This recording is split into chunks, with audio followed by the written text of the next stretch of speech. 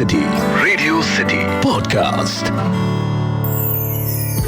Radio city पर कहानी पौराणिक भारत की। देवी की उपासना भोग और मोक्ष दोनों देती है, ये आपको श्रीमद् देवी भागवत पुराण की इस कथा से पता चलेगा। अखिल के साथ हैं आप रेडियो सिटी पर और ये है कहानी पौराणिक भारत की। यहाँ पर मैं आपको रामायण, महाभारत, पुराण इत्यादि से अलग अलग किस्से कहानियां सुनाता हूँ।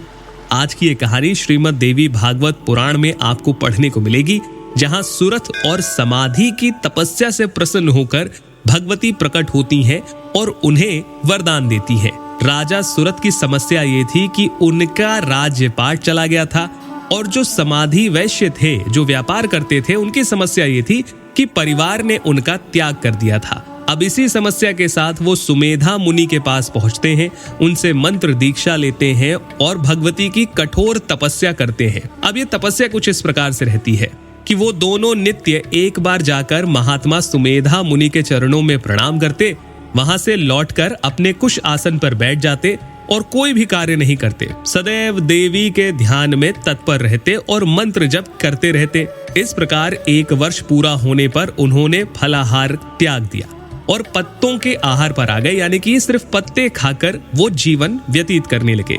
इसके बाद 1 वर्ष तक सूखे पत्ते खाकर और इंद्रियों को वश में करके जप और ध्यान में रहे। 2 वर्ष बीत जाने पर उन दोनों को स्वप्न में भगवती का मनोहर दर्शन प्राप्त हुआ। राजा ने स्वप्न में देवी जगदम्बिका को लाल वस्त्र धारण किए हुए और सुंदर आभूषणों से अलंकृत देखा। इसके बाद 3रे वर्ष में वो दोनों ही मात्र जल के आहार पर रहे और तपस्या करते रहे। 3 वर्षों के पश्चात देवी साक्षात प्रकट हुई।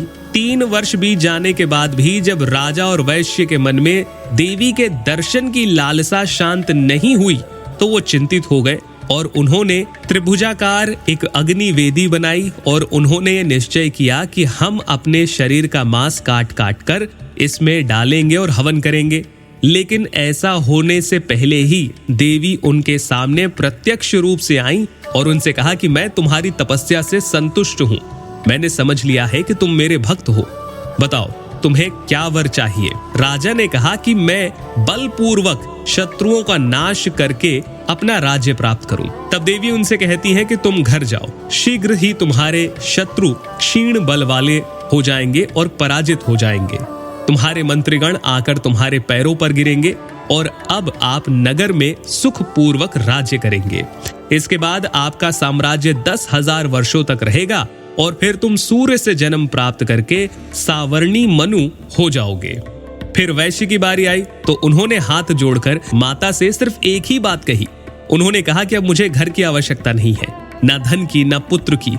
ये सभी बंधन में डालने वाले स्वप्न की भांति नश्वर है। आप मुझे बंधन का नाश करने वाला और मोक्ष देने वाला दिव्य ज्ञान प्रदान कीजिए। जिसके बाद देवी ने उन्हें दिव्य ज्ञान दिया और वो देवी का भजन करते हुए तीर्थों में भ्रमण करने लगे। तो इस कहानी से पता लगता है कि जो देवी के भक्त हैं, माता उन्हें भोग और मोक्ष दोनों देती है।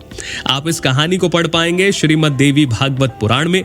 अगर आप और कुछ जानना चाहें तो आप मुझे ईमेल लिख सकते हैं podcast@myradiocity.com पर।